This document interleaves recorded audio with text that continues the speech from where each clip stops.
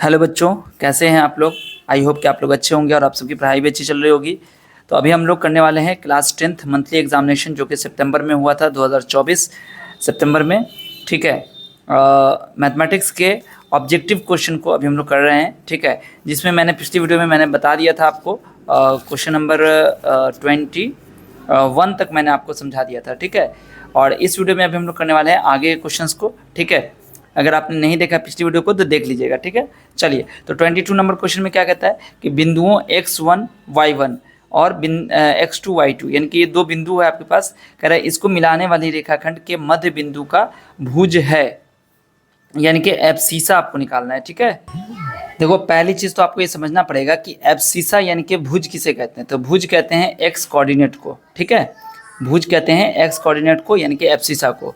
अब यहाँ कह रहा है कि x1 y1 x2 y2 को मिलाने वाली रेखाखंड के मध्य बिंदु यानी कि मिड पॉइंट को निकालना है। तो इसके लिए एक फॉर्मूला है, आपको याद रखना है कि कभी भी आपको अगर इस तरीके से दो पॉइंट आपको दे दिया जाता है, एक पॉइंट आपको यहाँ पर, एक पॉइंट यहाँ पर, मान लो ये x1 y1 है और इधर x2 y2 है। ठीक है, और इसका आपको मिड पॉइंट आपको निकालना हो, x और y निकालना हो। ठीक है, तो इस केस में x बराबर क्या हो जाएगा, x1 प्लस x2/2, y बराबर क्या हो जाएगा, y1 प्लस y2/2। ये आपका x और y निकालने का फॉर्मूला हो गया।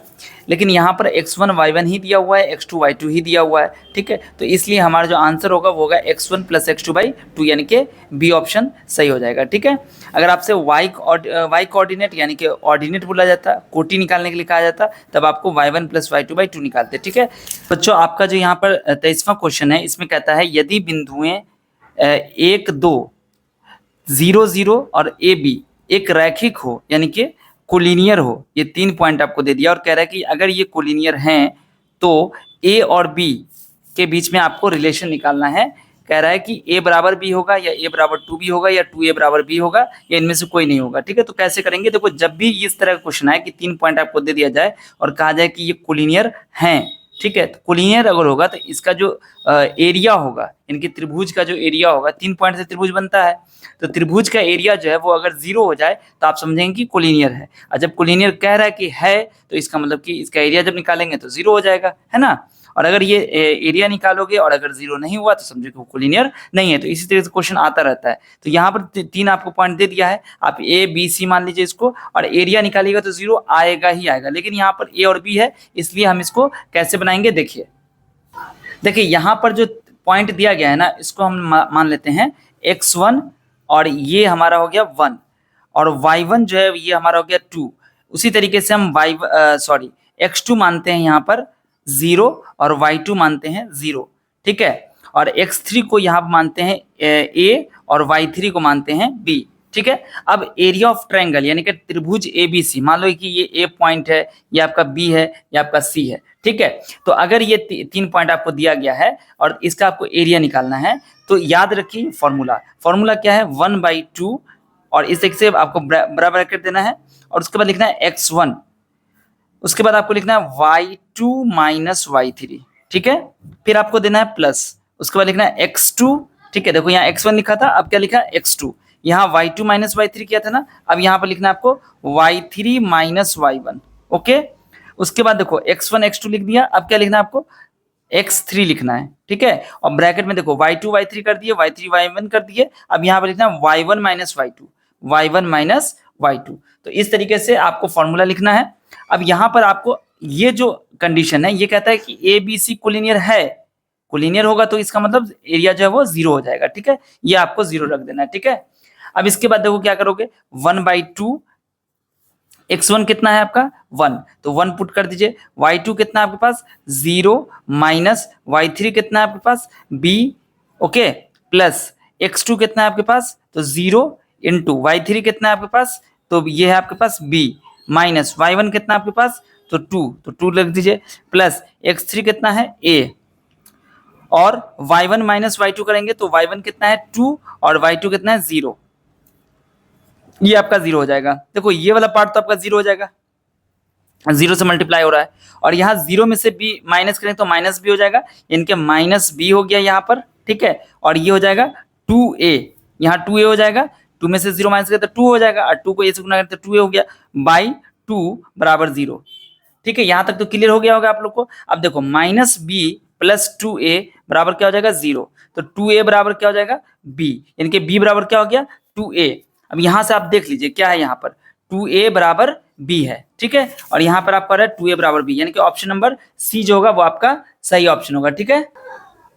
देखिए आपका जो अगला क्वेश्चन है उसमें कहता है बिंदुओं 1 3 और 4 6, यानी कि 1 3 और 4 6 ये 2 पॉइंट है, इसको मिलाने वाली रेखाखंड यानी कि लाइन सेगमेंट को 2 1 का मतलब हो गया 2:1 के अनुपात में विभक्त करने वाली बिंदु का नियामक है, यानी कि कोऑर्डिनेट आपको निकालना है, जो उस पॉइंट का निकालना है जो लाइन सेगमेंट को 2:1 में डिवाइड कर रही है, यानी कि यहाँ पर आपको सेक्शन फॉर्मूला यूज करना है। मैं आपको फॉर्मूला पहले बता देता हूँ।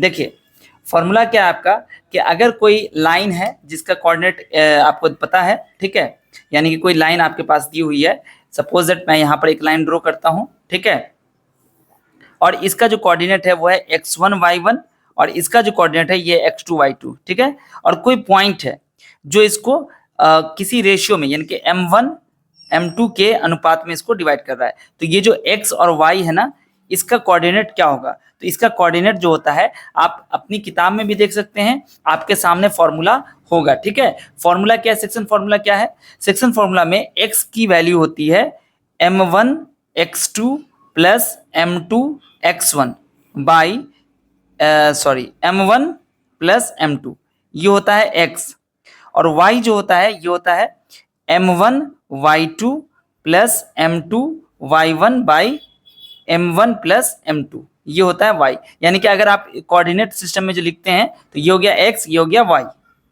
तो इसी तरीके से यहाँ पर भी आपको क्या करना है, एक्स वाई निकालना है, तो आप क्या करेंगे, देखो m1 x2, तो m1 आपके पास कितना है यहाँ पर, देखिए क्वेश्चन को ध्यान से देखिएगा, क्वेश्चन में लिखा हुआ है 2:1, तो यानी कि 2:1 का मतलब क्या हो गया कि m आपके पास m1 क्या हो जाएगा 2 और m2 क्या हो जाएगा आपके पास 1, ये चीज आपको ध्यान में रखना है। जब 2:1 दिया रहेगा तो 2 आपका m1 हो जाएगा और 1 आपका m2 हो जाएगा, ठीक है, बात समझ में आ गई।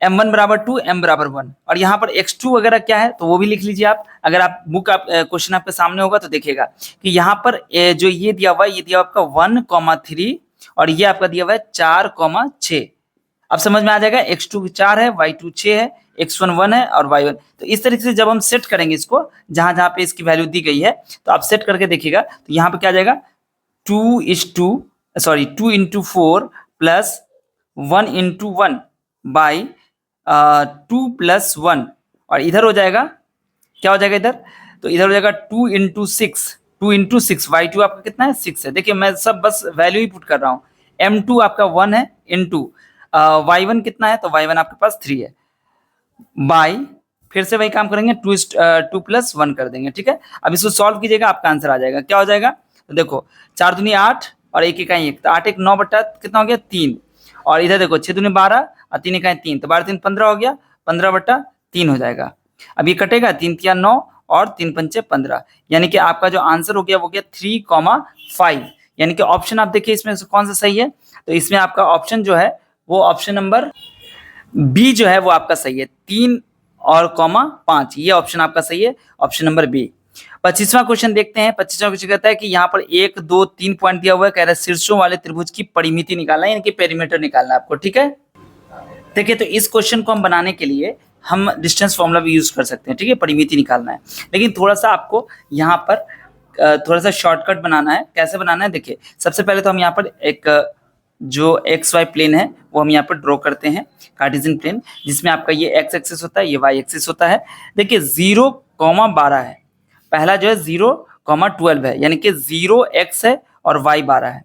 तो सपोज दैट मान लेते हैं यहाँ पर कि यहाँ से यहाँ भी हम लिख नहीं रहे, आप लिखिएगा 1 2 3 करके, मान लो कि यहाँ पर 12 आया, ठीक है, और इधर आपका 0 है यहाँ पर, है ना, तो 0 और 12 कहाँ आएगा, तो x पर 0 रहना है ना, और y पर 12, यानी कि यहाँ पर आपका आ जाएगा पॉइंट जो है आपका, मान लो कि ये a पॉइंट है और ये यहाँ गया, उसके बाद 0 0 है, तो 0 0 तो आपका यहीं पे आ जाएगा, ये आपका b पॉइंट हो गया 0,0। उसके बाद 5 0 है, x पर 5 जाना है, y पर, तो ये आपका 5 हो गया 5,0, ये आपका c पॉइंट हो गया, ठीक है। अब इससे एक त्रिभुज बन गया है, ठीक है, त्रिभुज बन गया। अब इसका पेरीमीटर निकालना है। तो बच्चों आप आराम से बता सकते हो कि बी से लेकर ए तक की जो दूरी है ए बी वो कितनी होगी। आप कहेंगे कि सर ये 12 यूनिट हो जाएगी, 12 इकाई हो जाएगी। और यहाँ से लेकर यहाँ तक की दूरी कितनी होगी, तो ये आप बता सकते हैं आराम से कि ये 5 यूनिट होगी, 5 इकाई होगी, ठीक है ना। अब इसके बाद आपको कह रहा है परिमिति निकालने के लिए। तो परिमिति क्या होता है, तीनों को जोड़ के निकालना है आपको। तो ये आप निकाल सकते हो। आप बोलेंगे कि जैसा निकाल सकते हैं, कैसे निकालेंगे, तो स्क्वायर रूट निकालेंगे। किसका स्क्वायर रूट, तो बेस, ये तो समकोण बन गया ना, ये तो समकोण होता है, तो 5 का स्क्वायर प्लस 12 का स्क्वायर क्या बन जाएगा, 25 प्लस 144 कितना हो गया, 169, यानी कि 13 आ गया आंसर इसका। 13 आपको ये हो गया 13। अब इसको जोड़ दीजिए ना, आपका आंसर आ जाएगा 12 प्लस 5 प्लस 13। अब जोड़ोगे कितना आ गया, 12 5 17, 17 और 13 कितना हो गया, 17 30 हो गया। तो इसका मतलब इसका आंसर जो होगा वो 30 होगा। और आप देखिए ऑप्शन नंबर 25 में जो है, 25 का क्वेश्चन नंबर जो है उसमें ऑप्शन नंबर डी में 30 लिखा हुआ है, यानी कि 30 जो होगा इसका राइट आंसर होगा, ठीक है। क्वेश्चन नंबर 26 देखते हैं। क्वेश्चन नंबर 26 कहता है किसी त्रिभुज के कोण का समद्विभाजक यदि विपरीत भुजा को समद्विभाजित करती है तो वो त्रिभुज है। क्या है, जब हम किसी त्रिभुज के कोण का समद्विभाजक, किसी कोण का हम समद्विभाजक कर रहे हैं और विपरीत भुजा को समद्विभाजित करती है, इनके बांट रही है, तो वो त्रिभुज क्या हो सकता है, ठीक है। इसके लिए आपको क्या करना होगा, मैं आपको बता देता हूं कि किसी त्रिभुज के कोण का समद्विभाजक यदि विपरीत भुजा को समद्विभाजित करती है तो वो त्रिभुज क्या होगा, समद्विबाहु यानी कि आइसोसेलेस होगा, ठीक है। आपको मैं एक थ्योरम बताता हूं, आप इसको अपने टीचर से या फिर आप नेट पर भी सर्च कर सकते हैं। एंगल बाइसेक्टर थ्योरम आपने पढ़ा होगा, जिसमें क्या कहता है कि एंगल बाइसेक्टर, किसी एंगल का जो एंगल बाइसेक्टर होता है, जब वो हम ड्रॉ करते हैं तो जिस अपोजिट साइड को वो डिवाइड करता है जिस रेशियो में, वही रेशियो होता है जो उसका एडजेसेंट साइड्स का रेशियो होता है। तो यहाँ पे कह रहा है, अभी मैं आपको पूरी चीज नहीं बताऊंगा, ठीक है, डिटेल में, क्योंकि वीडियो बहुत ज्यादा लंबी हो जाएगी। ऑब्जेक्टिव क्वेश्चन है, बस आपको इतना याद रखना है कि जब भी किसी एंगल का बाइसेक्टर दूसरी जो अपोजिट साइड है, विपरीत भुजा है, उसको समद्विभाजित करेगी, बाइसेक्ट करेगी, तो वो ट्रायंगल हमारा आइसोसेलेस ट्रायंगल होगा, ठीक है। यहाँ पर एक चीज मैं आपको शॉर्ट में बता दूं, इसको बहुत तरीके से प्रूफ किया जा सकता है। देखिए ये कह रहा है कि अगर इसको हम एंगल बाइसेक्ट करते हैं तो इस दोनों का जो रेशियो होगा इस दोनों के रेशियो के बराबर होगा। तो इस दोनों का रेशियो क्या कर रहा है, ये कह रहा है कि बाइसेक्ट कर रहा है, बाइसेक्ट कर रहा है मतलब इस दोनों का रेशियो क्या हो गया, 1 आ गया। तो इस दोनों का रेशियो भी 1 आना चाहिए, इसका मतलब ये दोनों क्या हो गया हमारा बराबर हो गया। तो बराबर हो गया तो कौन सा ट्रायंगल होगा, आइसोसेलेस ट्रायंगल होगा, ठीक है। चलिए इसके बाद जो हमारा अगला क्वेश्चन है 27 नंबर क्वेश्चन कहता है किसी त्रिभुज के आसन भुजाओं के मध्य बिंदु को मिलाने वाली रेखा खंडों से निर्मित चतुर्भुज कहलाती है। The quadrilateral formed with the line segment joining the mid point of the adjacent side of the quadrilateral is said to be. तो इसका आंसर हो जाएगा पैरेललोग्राम, ठीक है। यानी कि किसी त्रिभुज के आसन भुजा यानी कि एडजेसेंट साइड के मिड पॉइंट को अगर हम मध्य बिंदु को मिलाएंगे तो उससे जो हमें क्वाड्रिलेटरल मिलेगा, चतुर्भुज मिलेगा, वो हमारा पैरेललोग्राम यानी कि समांतर चतुर्भुज होगा, ठीक है। अब इसको प्रूफ भी किया जा सकता है, उसको प्रूफ किया जा सकता है कैसे, मान लो कि ये हमारे पास कोई एक क्वाड्रिलेटरल है, कोई स्पेसिफिक नहीं है। अब इसके मिड पॉइंट को अगर हम मिलाते हैं, ठीक है, तो और इसके मिड पॉइंट को मिला देते हैं, ठीक है, और ये इसको हमने मिला दिया इस तरीके से, तो ये हमारा क्या बनेगा, तो ये हमारा पैरेललोग्राम बनेगा। क्योंकि हमने फ्री हैंड बनाया है अभी, इसलिए यहाँ पर मैं आपको ये देखने में नहीं लगेगा पैरेललोग्राम, लेकिन जब भी आपको क्वाड्रिलेटर बनाएंगे उसके मिड पॉइंट को आप मिला देंगे तो पैरेललोग्राम बनेगा। आप इसको प्रूव भी कर सकते हैं मिड पॉइंट थ्योरम के जरिए, कि आप इसको एक तरीके से यहाँ पर एक डायगोनल खींच लीजिएगा, ठीक है। अभी ये जो मिड पॉइंट मिल रहा है, तो चूंकि मिड पॉइंट को हमने मिलाया है तो ये इसके पैरेलल हो जाएगा, फिर इसके मिड पॉइंट को मिलाया तो ये इसके पैरेलल हो, मतलब ये दोनों पैरेलल हो गया। सेम काम हम इसके लिए भी कर सकते हैं कि ये दोनों मिड पॉइंट है तो इसको मिला रहे हैं तो ये इस लाइन के पैरेलल हो जाएगा। फिर इसी तरीके से ये मिड पॉइंट को मिला रहे हैं तो ये इसके पैरेलल, मतलब ये दोनों भी पैरेलल हो गया, ये दोनों भी पैरेलल हो गया, तो क्या बन जाएगा, ये पैरेललोग्राम बनेगा। तो आपका जो ऑप्शन है इसमें डी ऑप्शन सही हो जाएगा, ठीक है ना। चलिए उसके बाद अगला क्वेश्चन है, यदि त्रिभुज एबीसी और PQR समरूप हो, सिमिलर हो, तो CA/RP बराबर 2/3 हो, तो बताओ एरिया ऑफ PQR और एरिया ऑफ ABC का रेशियो क्या होगा। तो आपको पता है ना कि जो संगत भुजाओं का जो वर्ग होता है, यानी कि संगत भुजा के वर्गों का जो अनुपात होता है वो उसके दोनों समरूप त्रिभुज के क्षेत्रफल का अनुपात के बराबर होता है। ये थ्योरम है। तो इसे 2 का स्क्वायर 4 और 3 का स्क्वायर 9, यानी कि 4/9 हो जाएगा, इनके सी ऑप्शन आपका सही हो जाएगा। उसके बाद आपका है समद्विबाहु त्रिभुज में ABC में AC/BC बराबर है, AB स्क्वायर इतना है, तो एंगल ACB क्या होगा, ठीक है। तो इसको कैसे निकालेंगे, देखो क्वेश्चन में ये कह रहा है कि आइसोसेलेस ट्रायंगल ABC है, ठीक है। तो हम कोई आइसोसेलेस ट्रायंगल लेते हैं जिसमें हमारा मान लो ये कह रहा है कि AC बराबर BC है, AC और BC बराबर है, ठीक है, AC BC बराबर हो गया। ओके, मान लो कि हम यहाँ पर एक ट्रायंगल खींचते हैं आइसोसेलेस, जिसमें हम यहाँ पर लिखते हैं कि AC और B, तो AC और BC बराबर हो गया, ठीक है। उसके बाद कह रहा है कि AB स्क्वायर बराबर AB स्क्वायर जो है ये AB स्क्वायर, ये AB स्क्वायर बराबर हो गया आपका 2AC स्क्वायर, ठीक है ना, 2AC स्क्वायर। तो हम AB स्क्वायर को लिख सकते हैं AC square plus AC square, लिख सकते हैं, कोई दिक्कत नहीं है। तो AB स्क्वायर बराबर, देखो AC है और BC दोनों बराबर है, तो हम इसको लिख सकते हैं ऐसे BC square plus AC square. इसको ऐसे ही रहने दिया, इसको AC को हमने BC बना दिया। तो ये जो हमारे पास आ गया, देखो एक साइड का स्क्वायर, ठीक है, बाकी दो साइड्स के स्क्वायर के बराबर हो रहा है, तो ये हमारा क्या हो जाएगा, एक समकोण त्रिभुज हो जाएगा। क्या बन जाएगा, एक समकोण, यानी कि राइट एंगल ट्रायंगल होगा। तो राइट एंगल ट्रायंगल होगा, तो यहाँ पे देखो ये जो एंगल है हमारा, ये क्या हो रहा है, ये हमारा राइट एंगल बनेगा, यानी कि एंगल C जो है वो आपका क्या हो जाएगा, 90 डिग्री हो जाएगा, क्योंकि ये इसका स्क्वायर कर रहे हैं और इन दोनों के बराबर स्क्वायर के बराबर हो रहा है, सम के बराबर हो रहा है ना। तो इसलिए इसके सामने जो एंगल होगा, यानी कि जो लंबी साइड होगी उसके सामने वाला एंगल जो होगा 90 होगा, ठीक है। तो इसलिए हमारे पास ACB कहा जा रहा था क्वेश्चन में, तो ये हमारे पास 90 होगा। और आपको पता होगा ये पाइथागोरस थ्योरम जो है उसका कन्वर्ज है, ये वो क्या कहता है, पाइथागोरस थ्योरम का जो कन्वर्ज है वो क्या कहता है कि अगर किसी त्रिभुज में एक साइड का स्क्वायर करने पर बाकी दो साइड के स्क्वायर के सम के बराबर अगर आता है तो वो राइट एंगल ट्रायंगल समकोण त्रिभुज होता है। तो इस तरीके से हमें यहाँ पर पता चल गया कि ACB जो है आपका वो 90 डिग्री होगा। 30 नंबर क्वेश्चन क्या कहता है, ABC में BC पर D बिंदु इस प्रकार है कि AB बाई AC बराबर BD बाई DC है। यदि ABC बराबर 70 है, AC बराबर 50 है, तो BAD निकालना है। कैसे बनेगा क्वेश्चन, देखिए। देखो बच्चों, यहाँ पर क्वेश्चन कह रहा है कि ABC एक ट्रायंगल है, ठीक है, हमने ABC ट्रायंगल बना दिया। ओके, अब ये कहता है कि इस तरीके से है, यहाँ पर एक D पॉइंट है यहाँ पर। अब D पॉइंट कैसा है, तो कह रहा है D पॉइंट इस तरीके से है कि AB बाई AC का रेशियो, ठीक है, BD बाई DC के रेशियो के बराबर है, ठीक है। अभी मैंने आपको क्वेश्चन नंबर जो मैंने आपको बताया है, क्वेश्चन नंबर कौन सा मैंने आपको बताया था अभी, जिसमें क्वेश्चन नंबर 26 जो मैंने आपको समझाया है, बस उसी का यहाँ पे यूज करना है, एंगल बाइसेक्टर थ्योरम। वो क्या कहता है कि अगर से कोई एक लाइन, ठीक है, किसी एंगल को बाइसेक्ट कर रही है, तो वो अपोजिट साइड को इस रेशियो में बांटती है कि इस दोनों एडजेसेंट साइड का रेशियो बराबर होता है, मतलब इसका रेशियो और इसका रेशियो बराबर होगा। तो इसी का उल्टा यहाँ पर है, यहाँ पर कह रहा है कि ये देखो, यहाँ पर AB ये हो गया आपका और AC ये हो गया आपका, तो इसका रेशियो BD और DC के रेशियो के बराबर हो रहा है, यानी कि यहाँ पर कोई पॉइंट है BD और DC है ना, BD एक हो गया पार्ट और DC एक पार्ट, तो इसका और इसका रेशियो इस दोनों के रेशियो के बराबर है। इसका मतलब क्या होगा कि ये जो लाइन है आपकी क्या है, एंगल बाइसेक्टर है। एंगल बाइसेक्टर का मतलब इस A को बाइसेक्ट कर रहा है ये, ठीक है, जितना ये उतना ये। अब ये है कितना A, तो हम यहाँ से निकाल सकते हैं कि एंगल B जो है आपको ABC जो दिया हुआ है वो 70 दिया हुआ है और ये आपका 50 दिया हुआ है, तो 70 और 50 हो गया, तो A कितना होगा, आप जोड़ के निकाल सकते हैं, 70 50 120 और 120 180 कितना आ जाएगा, 60 आ जाएगा, यानी कि एंगल A जो है वो आपका 60 हो गया। तो 60 हो गया तो क्या हो जाएगा, ये आपका 30 हो जाएगा, ये आपका 30 हो जाएगा। तो आपसे पूछा जा रहा है BAD निकालने के, तो BAD कितना हो गया, 30 डिग्री होगा। आई होप कि आपको समझ में आ गया होगा, ठीक है।